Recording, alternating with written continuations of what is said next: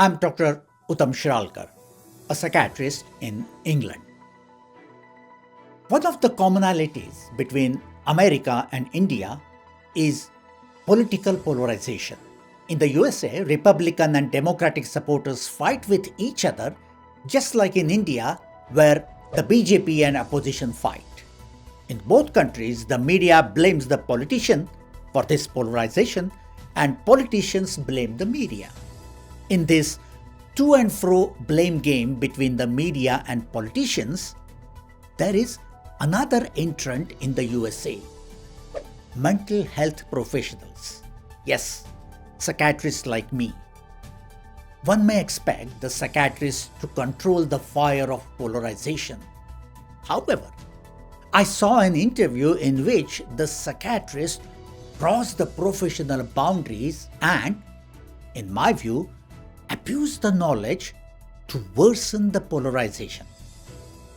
Also, I saw something very unusual in that video. Usually, when someone interviews a doctor, the doctor gives a clinical opinion, not the interviewer. But in that video, Anthony Davis, who interviewed Dr. Lee, declared the diagnosis of Trump's mental illness, and Dr. Lee, a psychiatrist, accepted it. Anthony's confidence in giving the diagnosis made me think he may have a clinical background. But when I checked, I found that he is a British broadcaster and voiceover artist. More interestingly, Anthony made the diagnosis simply by observing Trump's debate performance on the TV screen. And last week we spoke about being mentally healthy versus being mentally ill, and how she displays mental health, a positive.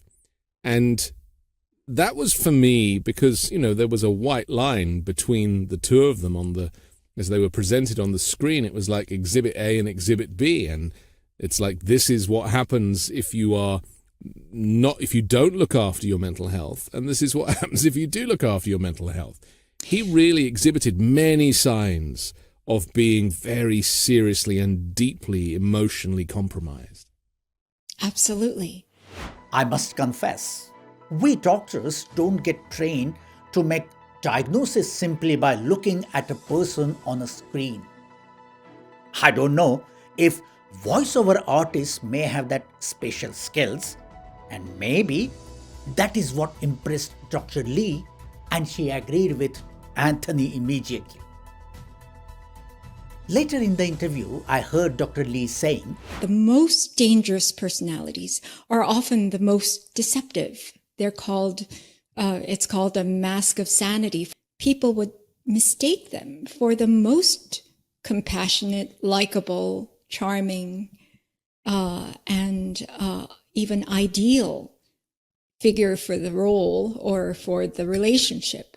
I listened to this statement twice just to make sure that she is saying this just to prove that Trump is dangerous. But I found it doesn't prove. By her definition, Trump will not be the most dangerous person. Not many people consider Trump as likable, compassionate, and charming. He is the one who does not wear a mask of sanity. No doubt, Trump's personality is peculiar.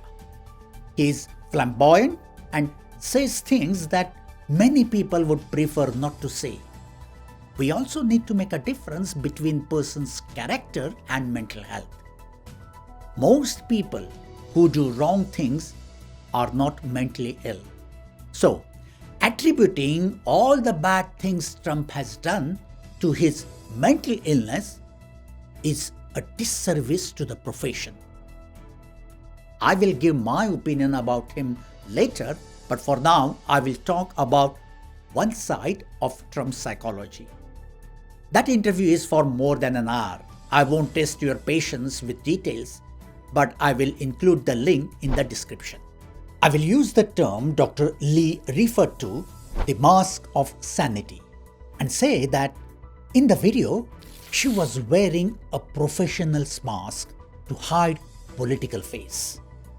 This is not the first time she has masked her political views under the professional mask. She did this before Trump became president. Donald Trump himself became as dangerous as he had become because he was given the power of the presidency that he should never have been given. He's too impaired. That is what unfitness means, that he cannot handle that level of power. It has only made him more miserable and more disillusioned with what is not possible because his fantasies would never meet reality, and all the more dangerous. She tried to push the anti-Trump agenda through the American Psychiatric Association. Since she wasn't successful in that, she has been criticizing the association. The manner in which she has done this is unbecoming of a professional. We, as mental health experts, have the obligation. It's an obligation that has been muted during the Trump era. And in fact, I've stated a number of times how the American Psychiatric Association went against its own science, its scholarship, and its own ethicists in the field to state that we have no societal responsibility, even in a national emergency. Despite her efforts, when Trump became president, she must have felt frustrated. But calling it a national emergency is stretching the imagination too far by a mental health professional. Another interesting thing I noticed is that both of them use the subliminal messaging technique. Subliminal messaging consists of giving information in a hidden manner, which is just long enough for viewers to absorb it subconsciously. Here is the example of how they are targeting undecided voters. I got the impression that the expose of his unfitness by nature of the split screen was very helpful to undecided voters or independent voters, people who hadn't yet maybe made up their minds. I mean, I'd like to think most people already have, but later, the subliminal messaging widens to paint the entire political party. I mean, I feel very uncomfortable even saying it myself, but that is the language of the MAGA Republican Party.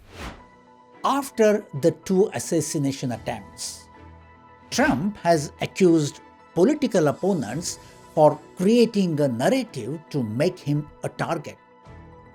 After watching this and other videos, I saw some reasons behind it. American democracy will not survive another Trump presidency. Yeah. Well, we barely survived the first one because the U.S. was actually categorized as an anocracy for a while. We are no longer the longest enduring democracy.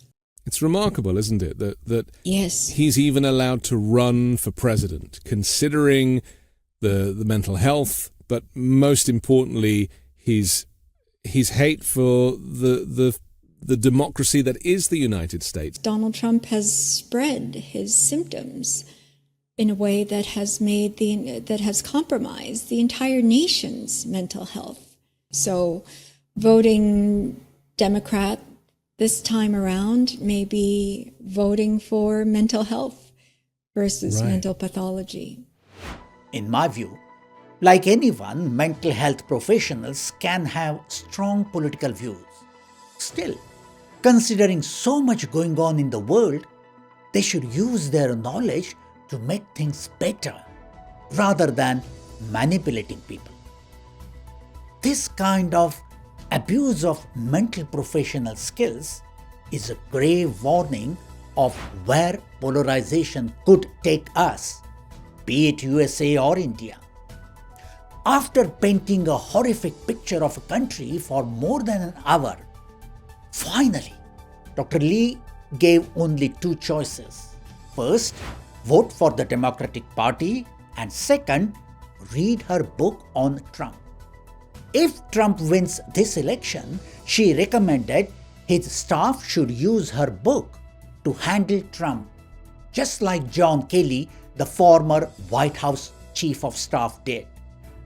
Well, John Kelly, the former White House Chief of Staff and General, who secretly bought our book, The Dangerous Case of Donald Trump, and used it, they say, as an owner's manual of how to manage Trump, seems to have avoided a nuclear war with North Korea using the principles that we outlined in the book. I was so relieved to see the happy ending. However, I have three questions.